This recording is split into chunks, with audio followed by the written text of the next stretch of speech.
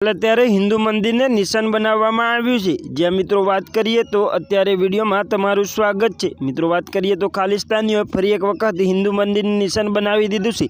જ્યાં મિત્રો વાત કરીએ તો કેલિફોર્નિયામાં નેવાર્ક ખાલિસ્તાનીઓએ ઘટનાને અંજામ આપ્યો છે।